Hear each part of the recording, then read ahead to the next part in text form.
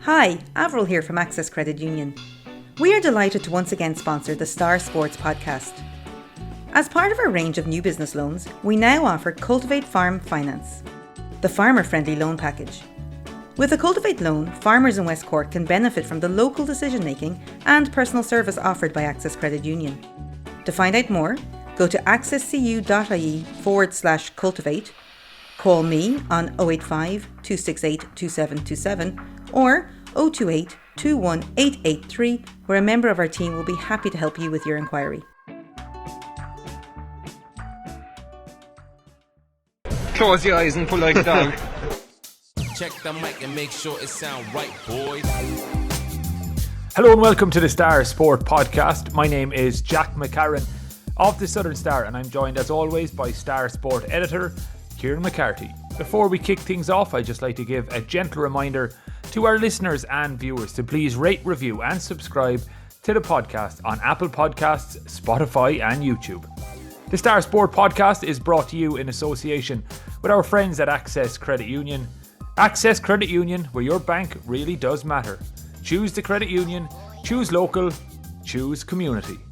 Following the recent successes of a number of teams from the Beara Peninsula, we'll be casting our eyes west this week and chatting to Joe Blake of Beara GAA about some of the positive stories coming out of the division, despite the obvious geographical and demographical challenges they face. We're also going to catch up with members of the Skibbereen Women's Rugby team to chat about their season so far and the women's rugby scene in West Cork generally. But we'll start with the Cork footballers again this week and their crucial win over down at Páirc Uí Chaoimh last Saturday evening. With their backs against the wall and in desperate need of their first league win this year, Ricken's side kept their hopes of survival alive with a 116-112 victory. Kieran, you were one of the very few people at a largely empty Páirc Uí Chaoimh on Saturday evening. Were you impressed yourself with Cork's first win under Ricken, or first win of note? He obviously won some games in the McGrath Cup.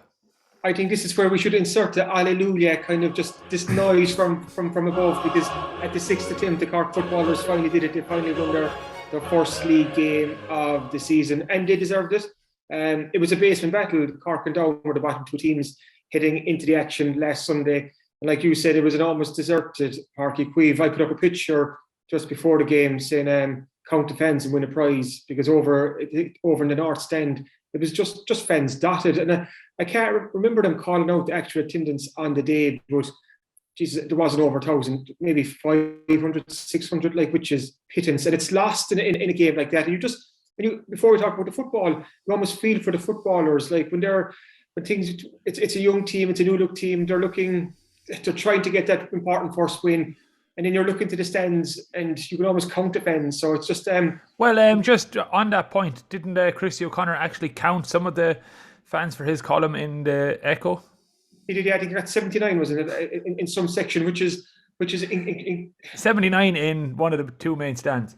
It's just like I said, we think about the footballers, they need support. And we know the Cork footballers, of the hurlers and the footballers are the lesser supported of the two. That's no secret, but still, Jesus, you'd hope that more would turn out to give this young team a boost, because there will be good days again at some time in the future. This is obviously, it's a low moment for Cork football. It's a big rebuild, and we've talked about it a lot in this podcast.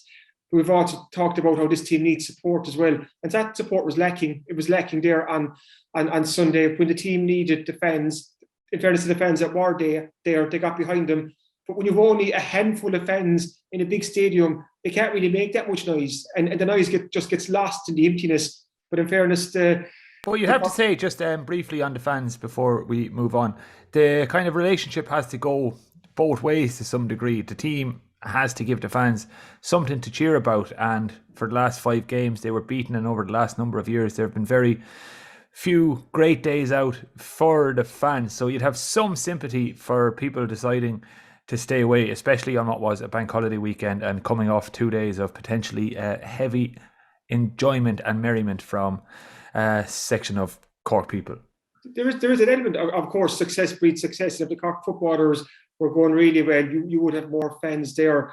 But when you look at all the players from the different clubs right across the county and so on, you would think that you would get more than what you saw at Páirc Uí Chaoimh last Sunday. But the good news is that the Cork footballers did win the game, and they're now heading into Sunday's clash against Offaly with their fate very much in their own hands. But just looking back on the performance against Down, what kind of stood out to me was Cork had the firepower on Sunday. You had Stephen Sherlock has obviously played the last couple of games. He's getting his run at county level now, and he got 1-7. He got the crucial goal in the first half, and Cathal O'Mahony's back from injury too, and he got 3 points as well. And those two fellas just seemed to shoot on sight, and they combined for 110 between them. And when you think that Brian Hurley was there too, but he'd a very quiet day. He'd an off day.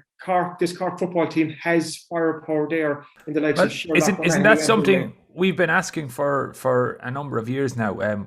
On a day when Brian Hurley doesn't shoot the lights out, that someone else picks up the slack. And on Saturday, there were two forwards who managed to pick up the slack. So that's what you need in a competitive team. You need players to share the scores around. Exactly. We had Paul Kerrigan on the podcast earlier on in the league, and he was saying that teams will suss Cork out very fast if they're overly dependent on Brian Hurley. That's why it's good to see Sherlock step up. It's good to see Cathal O'Mahony back from injury, and I thought he played very well in the first half. He got 2 points in the first half and 1 in the second, and some of his scores were really top class. And Sherlock, like I said, got that goal in the first half that gave Cork some breathing space, put him 1-5 to 4 points up, and he was clinical from place balls as well, and he's finding his feet at county level. So from that point of view, from an attack point of view, it was a lot more positive. Colin O'Callaghan probably had his best game in the league so far. He chipped in with 2 points as well, so there was positives to take from that.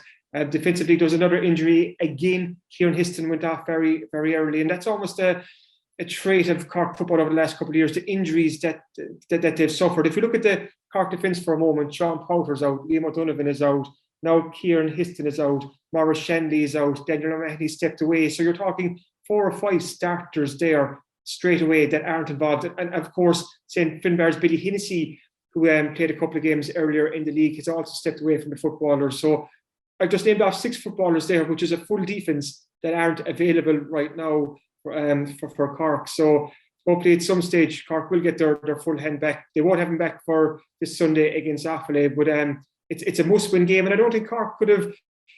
If you were asking us before the Down game, Cork don't have their fate in their own hands. If they beat Offaly or even get a draw, they stay up. So it's considering what's gone before and all the defeats and the low moments, Cork could still finish the league as a Division 2 team, and I think that would be a success given what we've seen.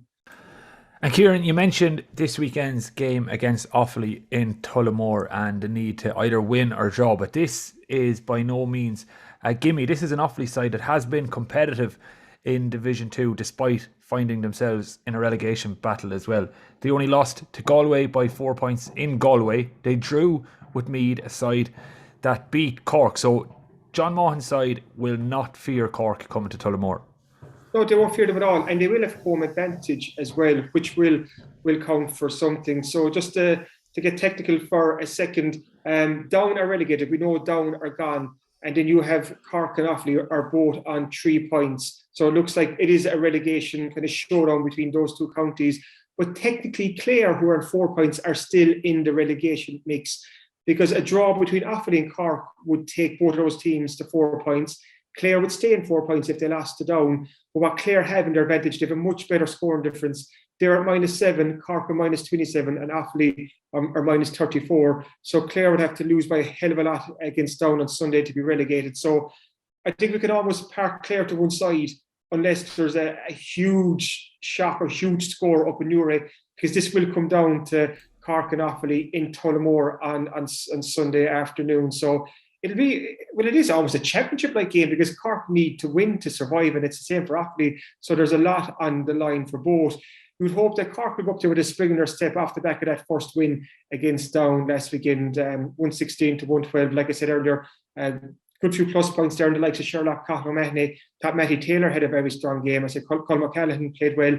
Ian Maguire, as he does, stepped up again. So there's a couple of Cork players playing quite well at the moment, but they need more than that against Offaly. But there's at least it's trending upwards right now. That's not to say it'll be pointing downwards again after next Sunday, but at least Cork are going into this game in a more positive mindset than they had been earlier in the league.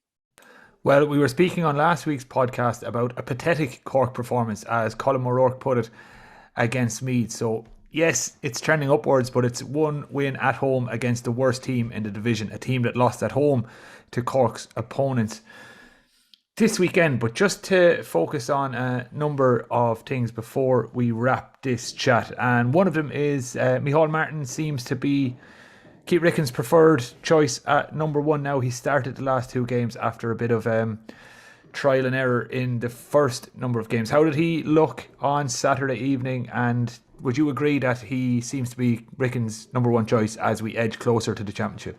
If you go back to the Galway game, Chris Kelly from Éire Óg, who wasn't good that day, came off injured. So I'm wondering if Chris Kelly, and he wasn't even on the subs bench, I'm looking here at the match programme last Sunday. It was Dylan Foley was the sub goalkeeper. So Martin is back in goal. He made a very good save in the first half. The shot was kind of straight at him, but he still saved it well. I think it was 3 points apiece at that stage. His kickouts still aren't the greatest, I'll be quite honest. There's a bit of work to be done on his kickouts, but he's held his jersey for the last couple of years. And you think of the like of Mark White from Clonakilty, who's not involved this year. Mark White was probably the most impressive goalkeeper in the Cork County Championship last year. So he just hasn't put himself available. He just wants to take a break from the inter-county scene. So Micheál Martin does have the number one jersey right now, and another solid performance against Offaly this Sunday. You would think that he'd be almost nailed on for that jersey come championship in May. And finally then, Kieran, we spoke about Stephen Sherlock and Cottle O'Mahony already and their strong performances, and the fact that Brian Hurley probably didn't have his best game. But that full forward line, if they're all firing, would rival any in the country, surely. The two lads looked excellent on Saturday, and we all know how good Brian Hurley is. So if this Cork team is going to win this weekend and do anything in the championship, it's all really going to come down to those three men. I think so, yeah, like there's firepower there. Brian, I'm not sure, is Brian still struggling with that shoulder injury that he had a couple of weeks ago? He sat out the game against Galway. Keith Ricken was telling us after that game that he suffered that injury against Derry in the game before, and Brian has been quiet in the last two games. But the good thing is, even though Brian Hurley has been quiet, Stephen Sherlock has stepped up, and Cottle O'Mahony stepped up as well the last day. So Cork have firepower there. And think back to the Cork over the 20s. Cottle O'Mahony was he was a class act there. He really stood out, and everyone was kind of excited to see what can this fella do when he steps up to senior. And if Sunday is something to go by, it's encouraging. Again, like you said, granted, Down are the worst team in Division 2. So I suppose everything we say in this podcast and this chat has to be tempered with that. But we also have to take into the fact that Cork themselves haven't been great. They've been pretty disappointed in the league so far. So the fact that they got that win, they got 116, they tightened up at the back, because Cork had the worst defensive record in the entire league going into last weekend. They conceded an average of 20 points a game, and that's through the four divisions. So Cork reduced that. They conceded 112 the last day. They didn't give away as many frees and scoreboard positions too, which is another. I suppose it's really baby steps with this Cork team at the moment, because they're not going to win an All-Ireland this year. They're not going to win an All-Ireland next year or the year after. So it's about incrementally this Cork team getting better bit by bit by bit. And last Sunday was a small step in the right direction.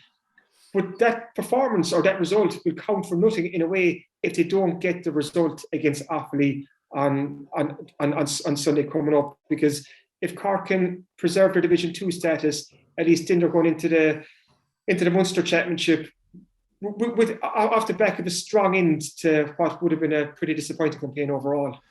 Well, as we've mentioned several times now, it's a huge game against Offaly this weekend, the biggest of the Keith Ricken era so far. Kieran, firstly, are you going to be in Tullamore? And secondly, gun to your head, can they get the job done? Well, I've been in Tullamore, that's up in the air right now, because I'm in the Aviva on Saturday for Ireland against Belgium.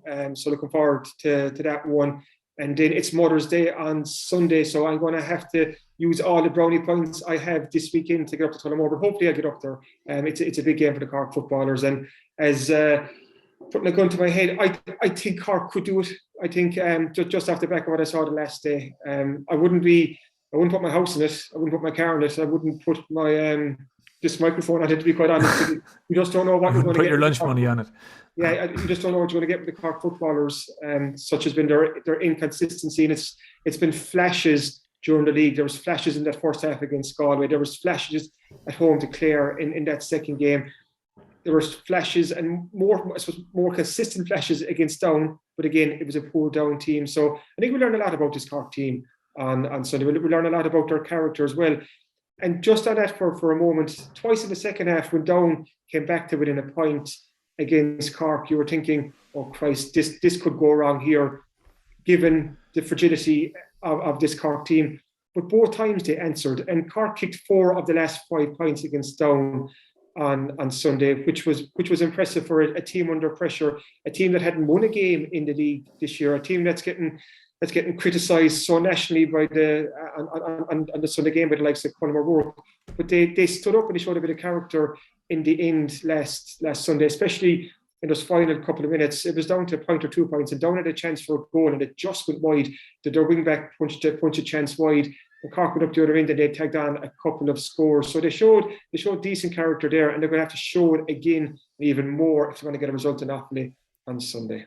Yeah, absolutely. Fingers crossed they can get the job done. Well, we're going to stick with GAA, but we're going to switch our attentions to the Beara Peninsula, because a number of teams and schools from the division have been racking up excellent results in recent weeks and months. And Kieran, you've been chatting to Joe Blake of Beara GAA about how these things happen on Beara, despite some of the challenges they face, both geographically and demographically. So tell us a little bit about your chat with Joe and why we're discussing Beara GAA on this week's podcast. I just felt it was a good time to catch up with Joe.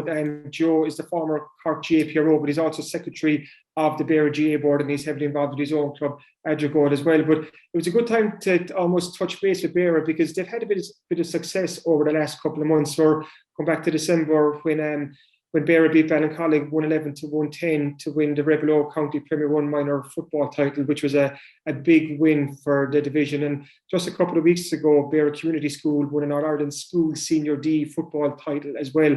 And that's drawn in players from various clubs across the division. And also in the last couple of weeks, Beara appointed Andrew Fitzgerald as their new senior football manager. And we had Andrew on the podcast for a chat. He's a Killarney man who they brought in, an outside voice, a fresh voice that they hope will almost reinvigorate and refresh the Beara senior football team, because Beara haven't competed in the County Senior Football Championship. I think it's since 2019. They set out the last 2 championships. So they are coming back this year, the Beara senior football team. They're having their first training session this week as well.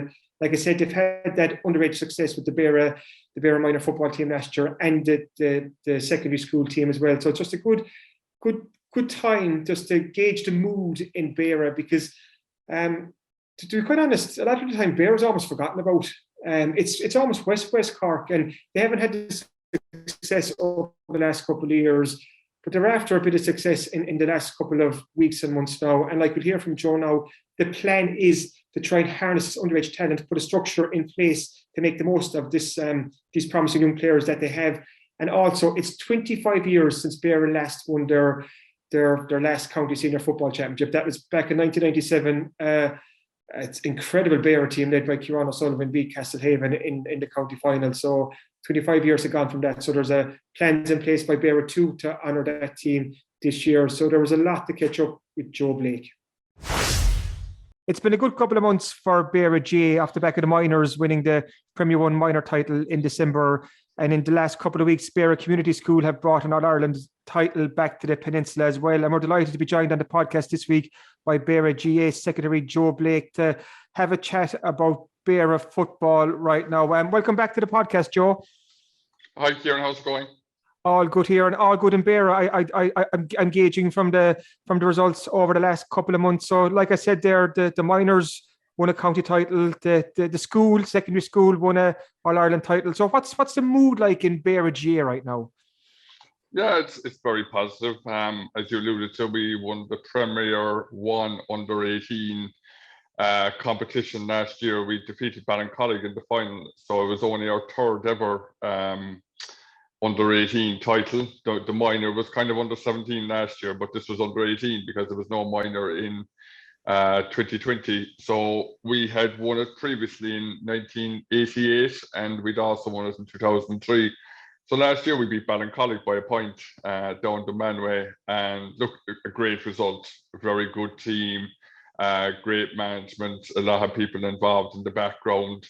Then, as you mentioned, the schools win last week. Great result again. A lot of credit has to go to the teachers, the parents, the people in charge of the team. And look, I suppose that I would have to mention the late Garda Kremen, who did a lot of work with these guys when they were coming up through the ranks. And obviously, look, Aidan passed away unfortunately last year, but a lot of people remember Aidan and the work that he's done. So look, the school, they won a couple of All-Irelands previously in 94 and 2010, I think. So look, I mean, it's there's a good kind of a good feeling around Beara football at the moment, that these young guys are coming through, and hopefully that will rub off on their clubs and rub off on Beara teams in the future. After Beara beat Ballincollig in that Premier 1 final back in December, Kieran O'Sullivan said this has put Beara football back on the map again, and it certainly did. And I'm just thinking now, off the back of the school win at All-Ireland, it's really put Beara football back on the map. And you touched on it there too, Joe. This is underage success. There are two young teams who've brought success to the division. So how important is it for Beara now to maximise this talent that's in the division at the moment and put the structures in place to make the most of this talented generation on the way up?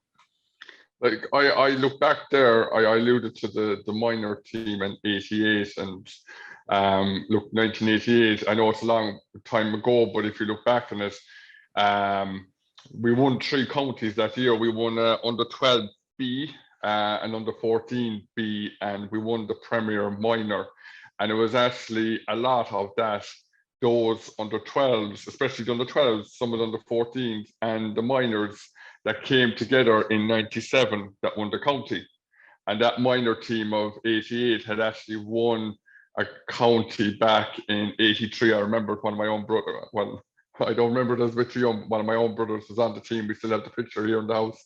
And they were nurtured and they were brought along, and they won under 12 in 83. They won an under 16 county in 87, minor 88. They lost then, they didn't win in under 21. They lost to O'Donovan Ross in the final. A lot of those O'Donovan Ross lads won the All-Ireland with Skib. So a lot of those lads were brought through, and they obviously went on then to win the 97 county senior. And if you look, with again going back to the under 12 team in 88, they were brought through. I think they won an under 16 county, won 2 under 21 counties, won a school All-Ireland, and they were brought through as well. So I suppose it's up to us now as the Beara board, in conjunction with the clubs, to work to make sure that we are able to bring through these players. If you look at that team last year, there was a number of the lads, the likes of Dylan Crowley was a Cork minor last year, and you also had Fenton Finner, who was a Cork minor the previous year, and he's actually, I think he's in with the Cork 20s this year, and he already got a run out in the McGrath Cup this year. So there's a lot of experience, a lot of guys have already got exposure to Cork teams already from that minor team and that school team, but hopefully we can bring them through. But we also need to be bringing teams behind them, because usually one team, one age group on their own won't necessarily do it. They'll have to be backed up by another team. And so look, we'll bring through these players, work with the clubs, work with the players, put the right structures in place. But hopefully we need to be bringing through another team in the next year or two as well, so that we can make it a strong group overall. But there must be a lot of reasons for optimism and almost a feel-good factor with Beara GAA in general and the clubs there, considering the success that the school team and that Premier 1 minor team had in December. And I'm thinking too, the fact that there's a new Beara GAA senior football manager in there as well, Andrew Fitzgerald, who'll bring a freshness and new ideas to the whole setup. So it feels like it's like I said there's a lot of reasons for optimism in Beara right now. Yeah, I suppose, look, the last couple of years, we didn't have a Beara senior team. We had the last time we played was in 2019, and we lost to Shandoon in the first round, and that was it, straight knockout, gone. Basically due to COVID, and because the seasons were so condensed in 2020. 2021, we didn't have a senior football team. So when you put together the minors or the under 18s winning in last year, with the school winning last week, and with a Beara senior football team, and with a new manager and an outside voice, it's kind of like a new beginning. It's like a new page, it's a new chapter. It's also 25 years since Beara won the county, in 1997, and there's a kind of obviously people are reminiscing about that, but not alone they're looking back, but they're also looking forward. So I suppose this team of young lads that are coming through at this age, under 18, under 19, it's kind of giving people hope and belief that, especially with beating Ballincollig, that goes to show that we can mix it with the best in the county, and that's very important. That as good as the All-Ireland win was a couple of weeks ago, that win last year, at the tail end of last year, that's very important, because that just goes to show, we can go out and we can go toe-to-toe with anybody in the county, and we can be the best. And I think in the quarter-final, they had to go down to Castlehaven and play the Haven away under lights, and that's, anyone who goes down to playing Castlehaven is one thing, but going out to their own backyard and getting a win is a great thing. So look, it would give them the belief, but look, it's only another step in the journey. People, they just have to keep pushing on and moving forward, and not get complacent, and just drive on from here. You mentioned there that the Beara senior football team wasn't in action the last couple of seasons for various reasons, but it is there this year. How important is it for the division to have the senior football team back in the championship, and to also have a successful senior football team? Yeah, it's very important that we have a team, because like our clubs vary from junior C, junior B, all the way up to Premier Intermediate here. So we've only 6 clubs in the division. So it allows those players from the clubs to play at a higher level, and that will benefit them. It will benefit Beara, but it'll also benefit their own clubs. So if they're playing senior football, they're going to improve, and then when they go back to their clubs, they're going to bring that back, and they're going to improve themselves and improve the team. So it's very, very important that that we have a team, and that we're not just fielding for the sake of fielding, that we're putting the right structures in place on the field, off the field, and making sure we're preparing the best we can. So come championship in June, we can take the field with confidence that we've left no stone unturned in terms of our preparation.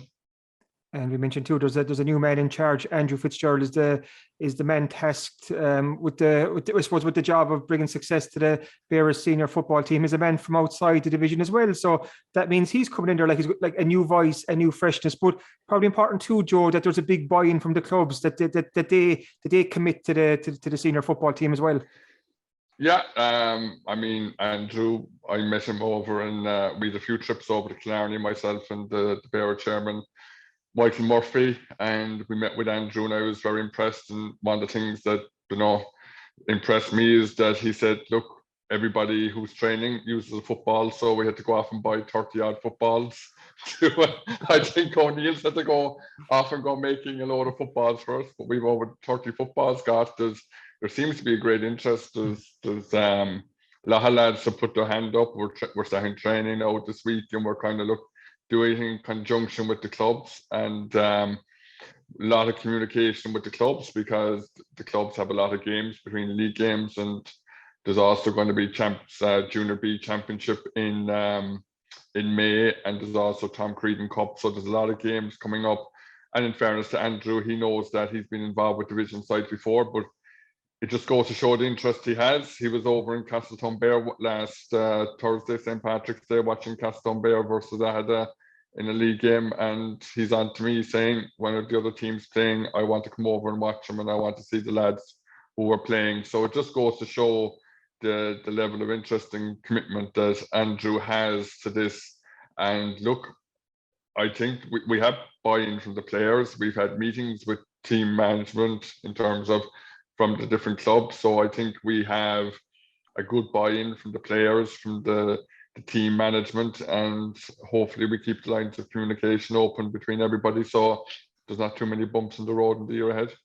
And it's a very special year for the Beara senior football team, like you mentioned earlier, Joe. It's the anniversary of the 1997 Cork senior football win. Jesus, that was can you believe all those years have passed since Beara were crowned champions? It must bring back some great memories for you.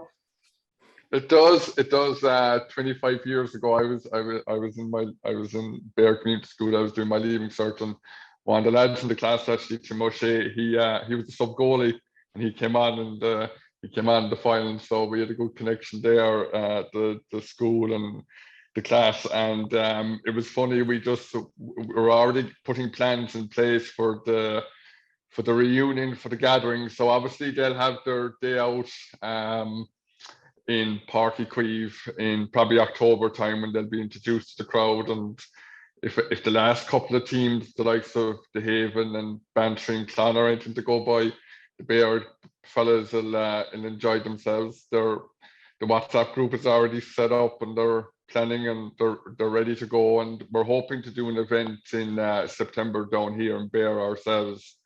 So we're hoping to announce that shortly. And but no, I mean, 97 was fantastic because obviously the week afterwards they won under 21s.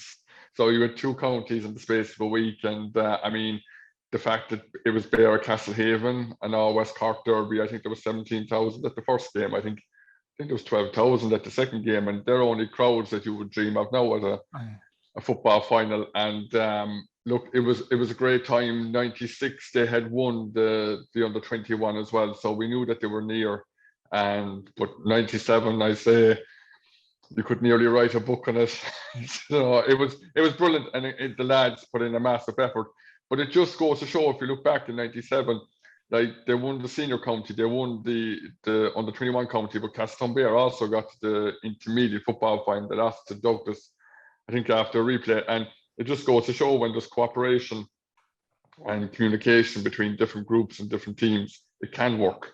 You know, and I know now is different because with the new championship set up, you, instead of maybe back in 97 where you had straight knockout, now you have group stages. There's a lot of overlapping. You also have relegation.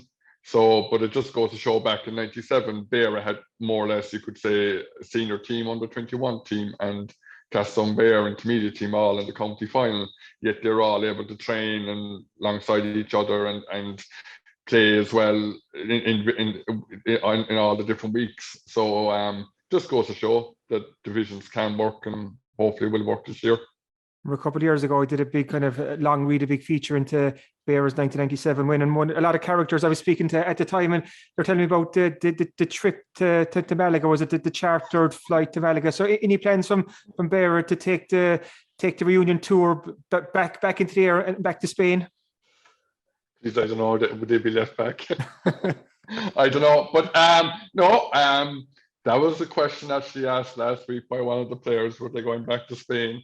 But no, I think we'll keep it local now this time, unless maybe Donald Sullivan, the manager back in 97, wants to get on to and charter another plane there. Maybe, I'm sure he wouldn't have, there'd be no shortage of takers to go back in there. But I suppose my role is involved in the organising of the event in September in Beara, and also making sure the lads get up and down to Páirc Uí Chaoimh on county final day and out onto the pitch. So if anybody wants to go to Spain, someone else can organise it. I'd say if there was a flight going to Spain in the morning, you'd see a lot of hands pop up around Beara. Fellas would be only too eager to get across and enjoy the sun and the crack. But before I let you go, Joe, talk to me about the background. Anyone listening to this podcast on one of our audio platforms need to watch on our YouTube channel, because you have a very impressive background. Joe, tell me a small bit about it. Yeah, it's a background I use on all my Zoom calls, to be honest, Kieran, and it's amazing how many people comment on it. It's when I was PRO of the county board, we'd have a lot of meetings with people in Munster and Croke Park, and they'd be commenting on the background as well. Basically, the background is of Adrigole. it's of the pitch in Adrigal, and it's of the floodlights. The first night they were turned on, I think we put in floodlights about 2 years ago, new floodlights, and they're the only floodlights on the Beara Peninsula, and I'm not sure if there's even floodlights in Kimera or Bantry, so they're the only floodlights around. And that picture was taken by one of the committee members, Sean O'Shea. He went up to a place called Massmount, which is high above the pitch, and he took the picture, and I really like the picture for a number of reasons. First of all, it's a fantastic picture and a fantastic setting. You can see in the background Sheep's Head and round Corrick Lighthouse and a bit of Bear Island as well. But there was a lot of work went into that in terms of years upon years of fundraising through festivals and different fundraising events, and we also got a grant, so obviously that had to be applied to from the government. But there was a lot of work went involved before we actually did any work around the pitch. And then when we started doing it, there was a lot of voluntary work for about 10 or 12 weeks doing the work. And I think we switched on the floodlights in August 2020. So no, they're a brilliant facility to have for the club and also for the Beara division, because last year when the Beara minors were preparing for their games, they used to train a lot out in Adrigal with the floodlights. So I'm delighted to be part of the Adrigal committee as well, that have those facilities on hand. And you're flying the Adrigal flag. But actually, before I let you go, we were talking about it before we started recording the chat, that Adrigal had an away trip to Kildare in the County League Division 3 game there the weekend just gone. And I think it's important for people maybe from outside of West Cork who listen to this podcast to I suppose to note and realise the geographical location of Beara, because it's West Cork, you could almost say, Joe. And I was just threw it into Google there. Adrigal to Kildare is 170 kilometres one way, so that's what that's Jesus, 340 round trip, and it's it's nearly a 4.5 hour, 5 hour round trip in a car. So just talk to me small bit about. And the game was on at 12 o'clock.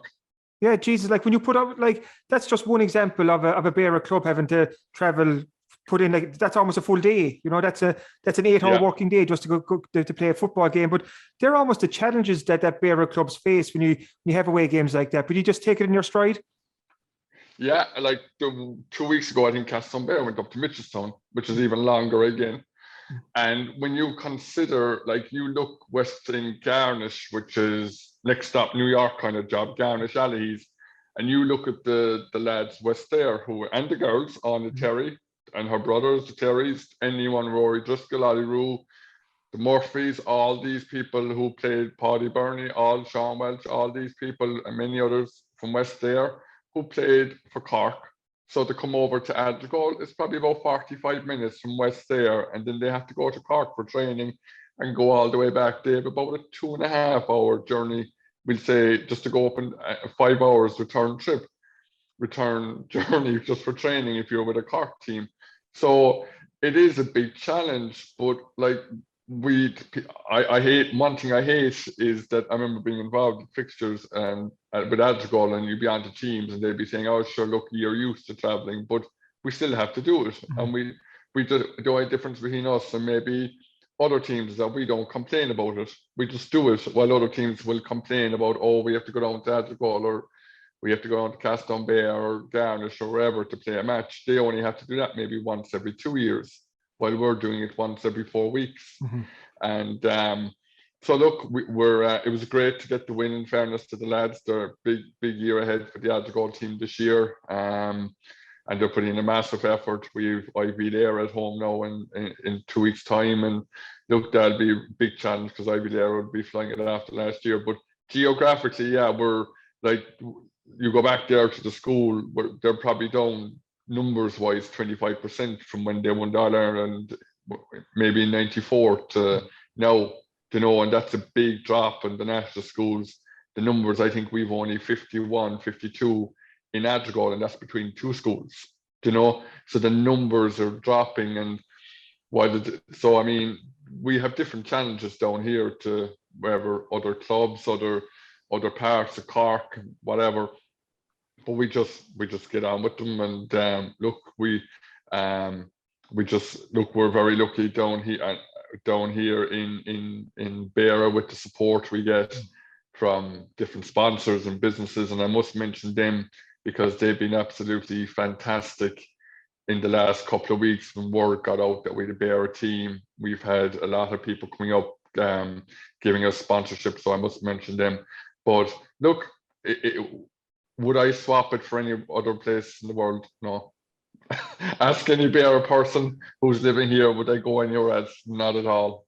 And with a view like that, Kieran, why would you want to move? And sure, we're next door to the neighbours over the county bounds, so we keep an eye on them too as well.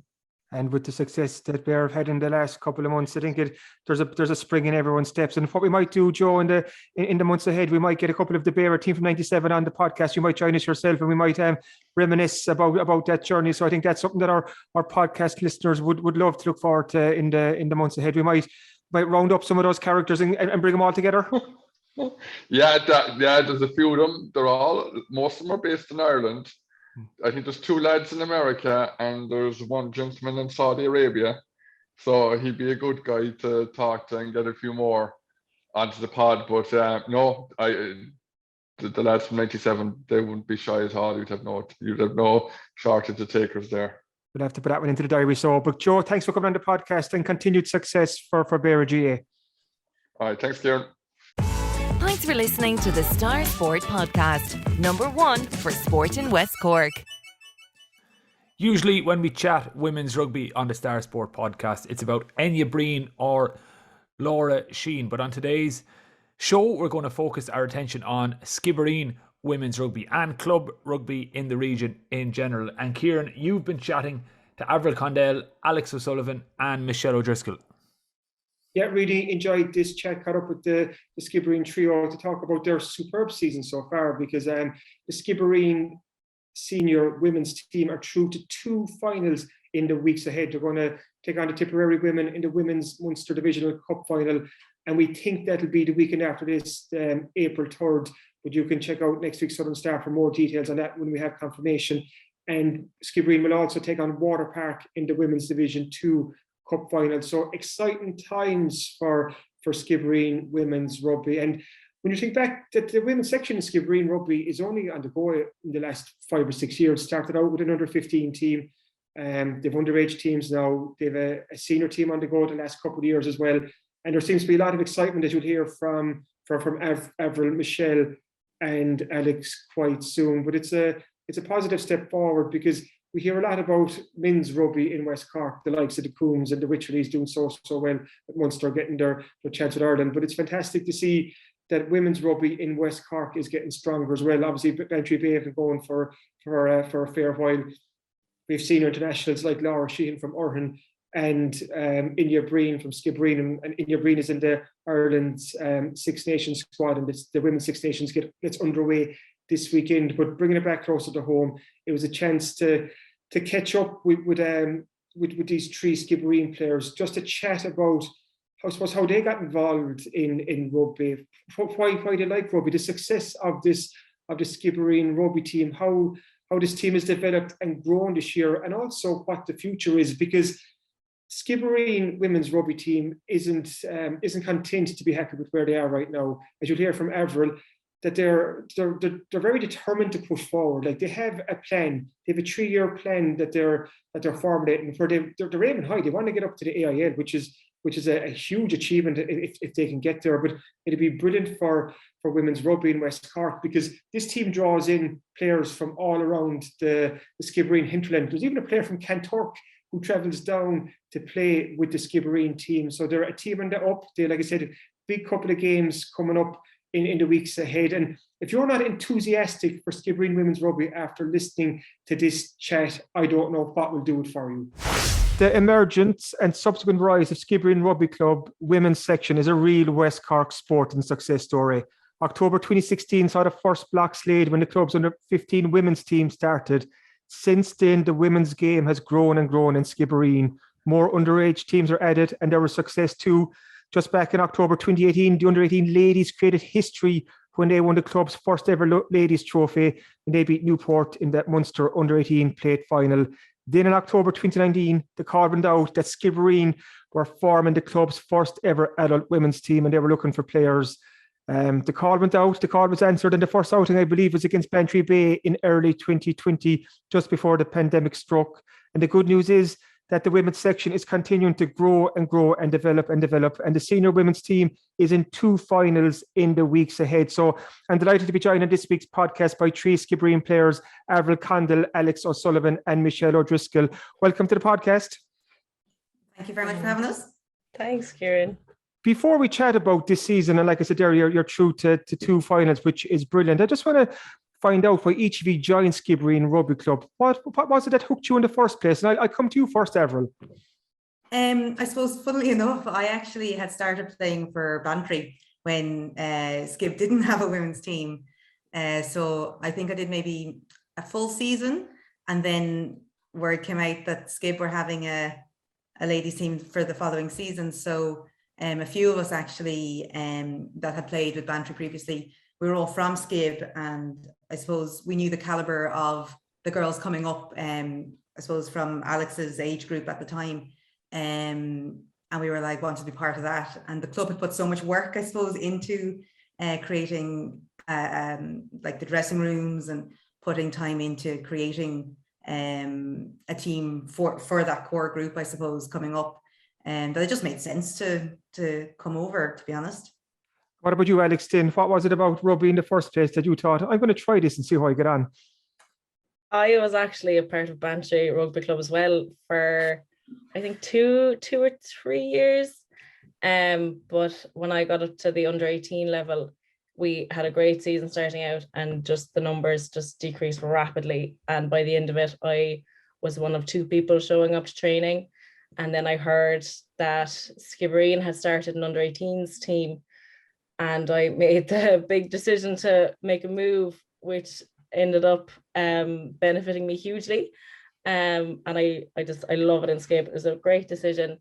But it's also great to see that Bantry now have way bigger numbers in the senior level, and that we're able to play them at a good level. And Michelle, what about you? Are you going to complete a hat trick? Did you leave Bantry too, or did you start off somewhere else? No, I started very kind of late in my career, I suppose. I didn't start rugby until I went to college. It was something I always wanted to do, but the clubs were just too far away from me. Like Bantry was about a half an hour drive, and Clan was the same. So, so I was never able to make those sort of commitments. So then when UL was so close to me when I was living above there, it just made like the right choice to start rugby then. And sure, then Santa Gavender was our coach in UL, so he kind of pulled me into the Skibbereen setup then. So I've been delighted ever since to be there. And like you We're say, delighted Michelle, to have you. and the rest is history, like they say. But like I mentioned there at the outset, like the club started off with an under 15 team. What is it? Jesus, 6 years ago now, and now it's fielding kind of so many underage teams and the senior women's team as well. Avril, to have a senior women's team in the club, it's so important, because for the underage teams and those players who are playing underage, it gives them something to aim for. Yeah, like we have massive underage numbers at the moment. So like the under 16, say for example, they're competing now for the Munster Bowl final this Sunday. We have numbers in excess of 20, I'm sure, coming out for under 14 girls, and the same for the under 12s. So to see, I suppose it does come down to that whole, if you can't see it, you can't be it. You know, that's been going around for the last little while. So I think to see us coming out in our first full season and having such a successful season, which I think we knew we could do, but I'm not sure the wider community knew we could do it. Sorry, hopefully they have more faith in us. And so I think we have an under 18s team this year, because as Alex was saying there, I suppose that's the age group that falls off just naturally in all women's sport. That move from under 16s until college, maybe there's a rapid fall off. So we're trying to I was really lucky when I was at under 18s. We had a fantastic team, and like we had loads of numbers. And I mean, that was something that was completely new to me from coming to Bantry. I thought, having 11 players at training was a huge deal. But like, now as we get more serious, it's kind of, like we need more numbers, but like even still to have no under 18s team is kind of, it's unfortunate, but it's something we'll fix. Yeah. Alex, Like sorry. Oh, sorry, I was going to say, We Alex, really benefited that time, you know, when we were able to play against the under 18s and stuff, when we had them last year and the year before, when we were able to play even just like touch rugby or tag rugby against them last year. I definitely have felt the loss of them this year, you know, not making up the numbers in the line and stuff like that when we would train together during the summers and stuff. Alex, because you were part of that very successful Skibbereen under 18 team a couple of years ago. I think there was 8 from the club who went on to play with Munster and had a superb interprovincial championship. So that just shows the talent in the club, but almost also the worth and the value of that under 18 team. Yeah, I was a part of that group that got a summer with the under 18s Munster squad, which was a fantastic experience. And like a lot of people were very confused about the amount of Skibbereen players, but almost all of us were on the squad, the finishing squad of Munster, so it kind of proved we deserved to be there. And I mean, you know, I think most of us, and not all of us, have progressed up to the senior women's team, and you know, like we're still playing our game. We're still I think Abby's in and out of the Munster development squad, and so is Emer. Emer actually managed to play for the senior team, but no, yeah. Has moved on to pastures new. Yeah. We're out of Ballincollig, we'll say nothing. But and it kind of just goes to show like the quality of depth of quality in the squad. So I'm going to turn now, Michelle, to this year's season, right? For our listeners out there, can you explain what division Skibbereen and what competitions that you've played in this season and are currently still playing in? So we're in Division 2. So we originally started in a development league in 2019 and 2020, but obviously COVID didn't help that too much, and we couldn't finish out any of our leagues. So we're still in the lower division, and then hopefully we will be progressing up to at least Division 1 this year, and then hopefully onto AIL in the coming years. But we're competing in a Munster Divisional Cup, so that is both Division 1 and Division 2, and then we have a league of our own then in Division 2. And like we said at the outset too, Avril, there's a couple of big days coming out over the next couple of weeks here through to 2 cup finals. It's the Women's Munster Divisional Cup against Tipperary Women, and that we think is early April, and also the Women's Division 2 Cup final, which is against Water Park. So talk to me about those 2 games. How excited are you to be in 2 big finals like this? Oh, we're delighted. Like I suppose at the start of the season, that was the aim. We had aimed for the 2 cups, the league, and we had also entered into the Senior Munster Cup, which is the first time the Skibbereen club has ever been involved in a match in the Senior Cup.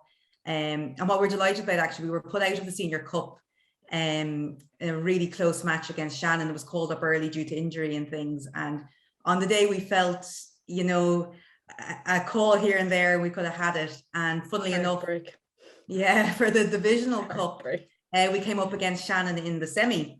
So we weren't going to give them the opportunity the second time to make it as close. And the great thing, I think, is we were always a team that could score, but defensively, we were caught time and time again with silly little bits. And as the season has progressed on our scores, you can see us improving there. So we were saying that we'd love to have a video of our first game of the season and where we were at the semi-final, because the effort, I suppose, Sana and Killian put into us, you know, the 2 coaches, and where we've come from. And as the girls were saying, like, it's so hard to get us all the training because with college.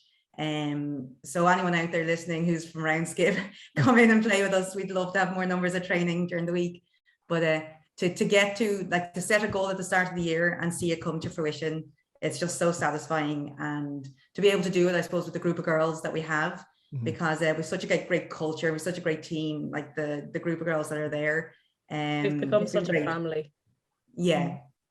And that success, Alex, like success breeds success. Like you said, things are going so well at the moment, so it almost feels like things are snowballing kind of through to 2 big games. Like you're enjoying your rugby. You're saying you're playing better there. So how much fun is it in there at the moment? How much fun are you all having together? Because we're getting to the business end of the season. You're having the crack. You're winning games. You have huge days to look forward to. So it must be a great time to be a player with Skibbereen right now. Well, I most definitely. I'd love to be a fly on the wall in the in the changing room at our first Shannon match compared to our most recent one. The change is just so drastic. Like, all our heads were down. We were crying the first time. It was just literally heartbreaking. And then I'd say they could have heard us 2 miles down the road. The cheering, the jumping, the laughing. It was just, it was a completely different thing. But now that feeling of that win, that second win against Shannon, that's what snowballed. You know, we've kept up that energy. We've kept up that those positive emotions, the focus, and we've kept it going, and all of our matches have proved that. And, you know, like, hopefully the snowball will continue into successes in those 2 finals, and then again, for like, it's not just going to stop this season, next season, the season after, we're going to continue progressing, and like, the family is only going to get bigger.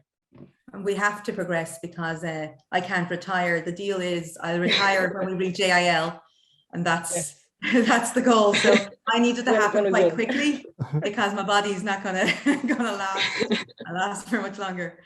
But even the fact you're here now talking about the AIL at some point, like, that shows that this is an ambitious club. Like, you want to get places. Like we said, we started off a couple of years ago, cup finals now, but you're looking upwards, you're moving forward. So is that the aim, Michelle, like, to get as high as you can, as fast as you can, and go as far as you can? 100%. Like, I think we all knew, with the caliber of players that we have, we know that we can be AIL. And that might be a shot in the dark, but we know that we can. To outside people, it might be, but like, with the likes of the players that we had coming up and the people who've joined now, like, we know that we can, and with the coaches that we have as well, 100% we can reach that even. I personally, sorry, Avril, you go. No, we're quite. I personally think of AIL teams like Ballincollig and UL Bows. I consider them like a mile away from where we are. But then as the season's kind of gone on, I'm like, we're not too different. Like, we have it's like we all play the same game, just because they hold this rank of AIL. I mean, we have such similar talents among our own team. You know, we have how many players have we that have the Munster experience, almost the same as in other teams, you know, and it's just that gap between us and teams like that is slowly closing, and it's just great to see. I think that in saying that, like, I think you'd be hard pressed to find like coaches who give more time to their team than what we have. Like Sana and Killian, like, you can't, like, they put so much into us behind the scenes, and they're always constantly thinking up something, you know. And even, I suppose, Sana, even at the last match, like, we're a hyper team. Like, I'd say what those 2 poor boys have heard from us, like, I'd say they could wish they could forget most of it, to be honest. But, you know, they have a great way of bringing us back down. And when, you know, like, it's a high emotional game a lot of the time, you know, like, we're a very passionate side. So they have a really good way of getting us back into the zone, you know, if we get ahead and we're kind of have a lapse in concentration, or if things aren't quite going our way. So I think the whole team from top to bottom, like, across the way, like, it just is all working. It all flows really well. And I think that's down to, I suppose, every individual just coming on board and buying into the culture that we're trying to set. And like, we're a team, like, we have a 3-year plan, you know, we're in the middle of finalizing that. And our biggest barrier at the moment is our sponsorship. Like, if we're going to get the AIL, we're going to need support to get there. We're all willing to put in the work. So it's just about finding a community to come in behind us, I suppose. But as well as like sponsorship, like, one of the biggest things that has created so much success for us is when we have physical supporters at matches. Like, not even, I mean, I know there wasn't a whole lot of Skibbereen support specifically at the Shannon match, but they had a load of support. And even just to have the whole sideline full of people who were watching us, and whatever team they were cheering on, like women's rugby as a whole at club level, like I mean, there was half the amount of people, less than half, a fraction of the amount of supporters at ours that there are at the men's same level in the club. And I mean, it's the same game. It's, you know, it's your friends, your family. It's, you know, if we have those kind of people cheering us on, even if it's the opposite team, we don't expect people, like a bus full of people, to follow us up the country. But, you know, if we can have supporters in Skibbereen just to come for an hour, come and watch us, not even say a bit or come and cheer us on, it's that support, that physical support that, you know, makes the difference as well. Alex, that's an absolutely brilliant point. I'm going to deviate for a second. A couple of weeks ago, the Drina Rangers women's team were playing in the Munster Women's Junior Cup, and they were the first ever West Cork League women's team to represent the West Cork League in the competition. A historic moment. And I was talking to their manager, Mike Doolan, beforehand, and he made the point, and we had it in the Star. He said that the women's team was the worst supported team in the club. And he said he called on everyone it was on a Saturday in Cannon Crowley Park, just to come out and support the team. He said they put their heart and soul into it. Usually he goes, it could be a husband or a partner or a son or a daughter would come to watch them. But you've touched on a great point there that we need more supporters to go to these games. We really do, because the effort you put in, the time, and this is the time, the energy, the commitment, the passion, the love you have for the sport. So it would be great, wouldn't it, just to see more fans just to come and give you that support that you deserve. 100%. Yeah, we'd be delighted. But I suppose people don't see it either. Like in the women's game, we have Aoife's just come back. Her baby wasn't even 6 weeks old.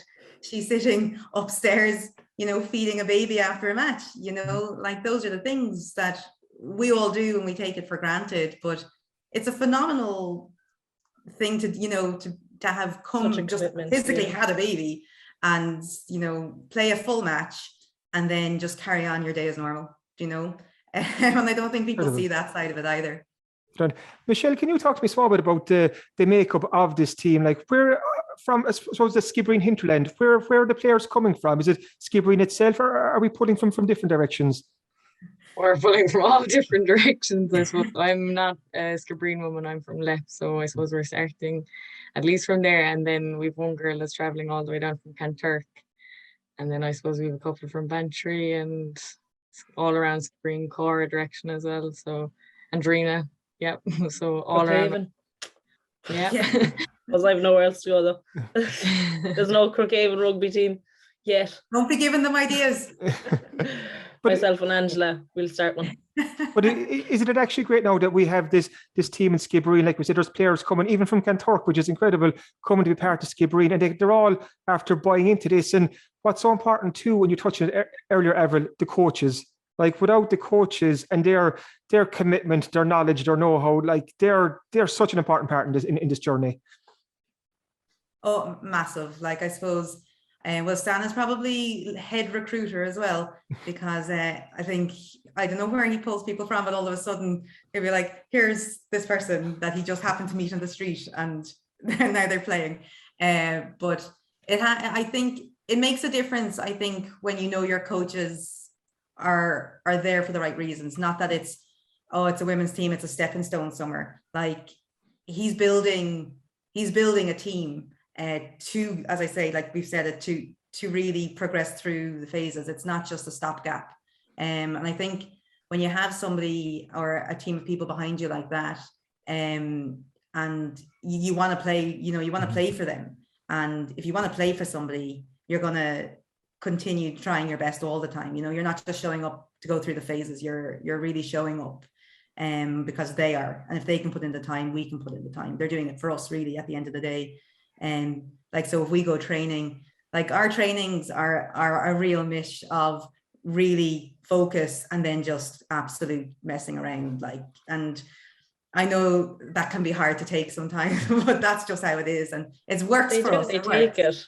They take it they're so humble, but they're they know us better than we know ourselves. They know when to leave us, let off some steam, and they know when to bring us back, but sure, we can't commend them enough. They put in so much time and effort. And even John, who comes to every other training and he comes to the matches, he gives us his heartfelt advice and support. But just 100%. The absolute effort, they just give us everything, and it just, as Avril said, it really gives us so much incentive to give back. Mm-hmm. And Alex, then the support from the club as a whole, obviously in the last couple of years, we've seen the likes of Gavin Liam Coombs have put Skibbereen Rugby on the map, and now we have the women's teams putting Skibbereen Rugby Club on the map. But the fact that the club is so supportive too, and they're behind you, they're backing you all the way. It's very important too that the club have bought into this.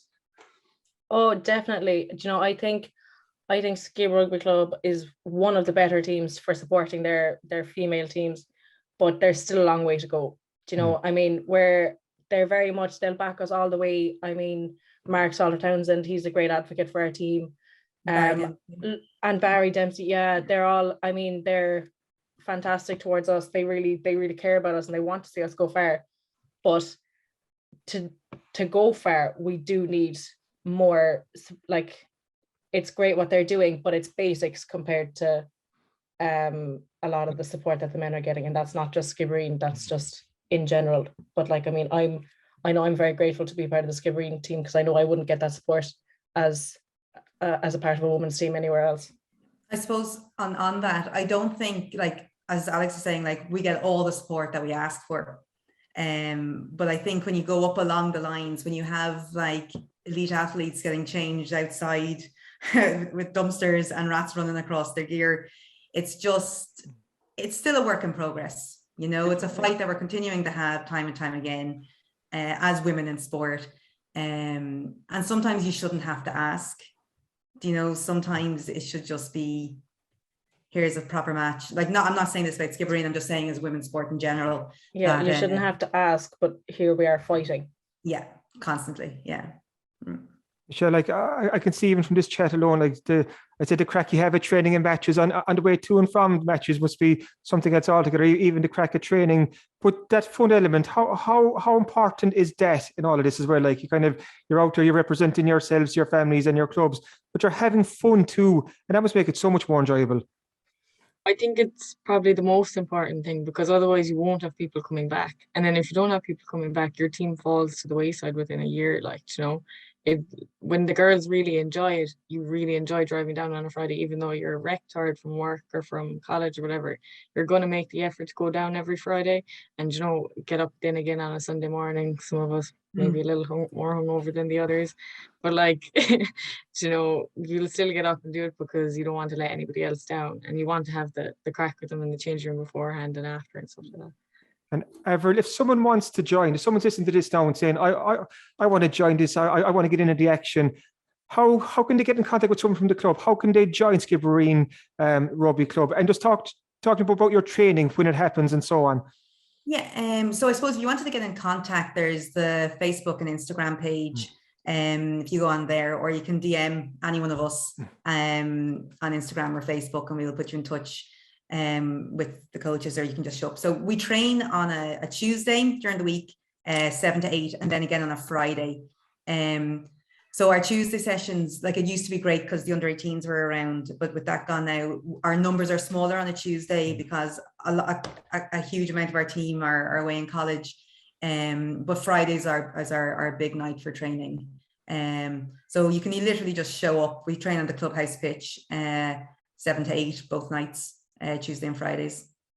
I mean, Avril, I remember saying to you that I said we should have a recruitment day, and like a fun day. And then I said to myself, you know, all of our trainings are fun. Like, they're great crack. They're so inclusive, and like, there's something for everyone. There's a bit of fitness, there's a bit of fun, there's like a load of skills, there's basic skills, but then there's like match plays, there's, you know, specific position work, and there's something for everyone, and it's always fun. Yeah, that's the thing I think about rugby, is regardless of how athletic you are, or, you know, there's a position and a place for everybody on a rugby team, you know, like, it really doesn't matter. And just even being part of the team on a broader scale, it's so rewarding. Like, this team especially, like, I suppose I played with Bantry before, and I played with Skip, and I think it might just be a rugby team. Like, I was 33 when I started playing rugby, and I've played a lot of sports, and I've been part of a lot of teams, you know, different sports and teams, and rugby is the only one I can say without a shadow of a doubt that it's all inclusive. There's no divides on a rugby team. There's no cliques. There's no, like, obviously people have better friends and things like that, but everyone is treated the same. So like, I'm 36 now, and like, there's literally girls in the team who are like 19, and, you know, when you're training or at matches, there's no difference, you know, it's the same crack, it's the same messing. until they need you to pick them up from a pub, and then I get called to do that. And that's my job. But or deliver hash browns next morning. yeah, be the mammy of the team. But they can do that, and they know they can, and there's no problem, and that's I think that doesn't happen anywhere else, where the most junior members of a team have no problem waking me up in the middle of the night to come and collect them. Like it seems like you there's can do that to us as well, Avril. You can do that to us as well. I have a car, I'll collect you anytime. Before I finish up, and I know time is starting to run out on us now, I must come back to you, Michelle, about those games in the next couple of weeks. Like we said, 2 huge cup finals. So what are your thoughts ahead of them? I'm looking at the game against Skibbereen Women first. That's the Women's Munster Divisional Cup final. What are your thoughts on that? How tough will that one be? So I actually went up to watch the game on Sunday versus Kerry. So that'll just show you how devoted Killian and Sana are. So myself and them went up to watch the game, and they will be definitely a hard side to beat. They're very, very physical. It will be very sore waking up. That's Monday morning, I think. But I do think that we have the beatings of them. The way that we played against Shannon, I'm very confident that we could put it out in the day. If we play as good as we did against Shannon, I do think that we're going to be able to do it. They'll have just as tough a game. We'll guarantee that. Sure. And then, Michelle, it's the Women's Division 2 Cup final against Páirc, which is probably a couple of weeks after that then. Is that another tough test waiting for you? We beat Páirc the first time. Was it 15-0 or something the first time? And then it was like 40 points maybe the second time. But like with COVID, you don't know who they had in or out at that time. So they were missing we're just players. Yeah, we're just going to show up and play the best rugby that we can play, and that's all we could ask of the girls, I suppose. Avril, before I let you go, you mentioned a 3-year plan earlier. Can you share with us what this 3-year plan is, or even just give us a little peek behind the curtains? Isn't some of the highlights of the 3-year plan?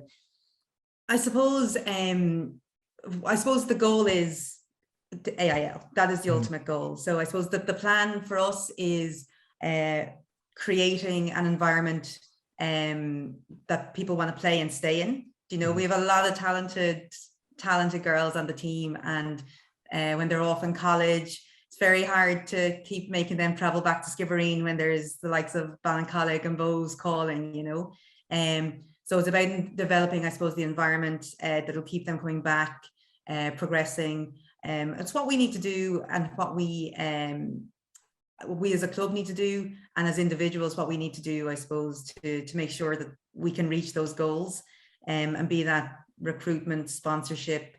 It's just about putting it down, because as we said at the start of the season, we set these goals, and if we hadn't put them down and all planned for them, we probably wouldn't have been as focused on them. So it's by creating this plan, if we're starting to go off track, it just brings us back into focus, so we know the next steps, or how to bring it back. And if we're getting ahead of schedule, maybe we extend that goal, whatever it may be at the time. But really it's just about keeping us all on the same page all the way through. Like I mentioned at the very, very start, like it's a great success story, the Skibbereen Rugby women's team over the last couple of years, and hopefully there'll be success in the next couple of weeks. And by talking to you alone, I know there's going to be success in the years ahead. I know this team is going to go on to bigger and better things. So I just want to thank you all for your time coming on the podcast, and I want to wish you the very best of luck in the weeks ahead. Well, thanks so much. Thank you so much. Thanks for listening to the Star Sport Podcast, #1 for sport in West Cork. Kieran, the most popular article on southernstar.ie in the last 7 days was the preview of the West Cork Rally, which I think shows just how massive an event it is, and a huge interest both locally and nationally. And I guess in this week's Southern Star Sports section, you're going to have coverage and reaction from the West Cork Rally, which took place last weekend. We have a 2-page special reviewing the West Cork Rally in Thursday. Southern Star Martin Walsh has done a top job here again. So we had 4 local drivers in the top 10, and Martin's caught up with all of those. And he also goes through every West Cork driver, co-driver who was involved in the West Cork Rally, and with a couple of class wins as well. But the top four, you Daniel Cronin finished fourth. You David Guest was there. You'd Cal McCarthy and you'd Owen Murphy. So it was great to see 4 West Cork drivers in that top 10. There was a new winner of the first time winner of the West Cork Rally, Josh Moffat. He's a Monaghan man. He drove to glory, but fierce excitement in Clonakilty and the areas just outside over Saturday and Sunday, because the West Cork Rally, sponsored by the Clonakilty Park Hotel, had been missing for the last few years. Obviously, COVID had put a pause button on that, so it roared back into action. And I've got a few rallies myself, and you just can't beat the noise of it, Jack. When you can hear the cars, like you can hear the cars before you see them. You know, and there's just a great excitement to that. So it was great to see the West Cork Rally come back. And like you said earlier, there's a huge West Cork interest in motorsport. You think back to 2 years ago when Keith Cronin won our Best in the West competition, and he beat the Best in the West to win that competition. And the support he got in that final against Fahidi was off the charts. Like that was incredible. That day, that was back in the very early COVID days, almost 2 years ago now. But motorsport is strong in West Cork, and Daniel Cronin, who finished fourth, is obviously a younger brother of Keith Cronin, and the Cronin dynasty is still going strong. So Thursday Southern Star, everything you need to know about the West Cork Rally is in there, so it's worth it for that alone. Great stuff, Kieran. And what else can readers expect in this Thursday's Southern Star? I'm assuming there's previews of the huge Cork versus Offaly game. What else?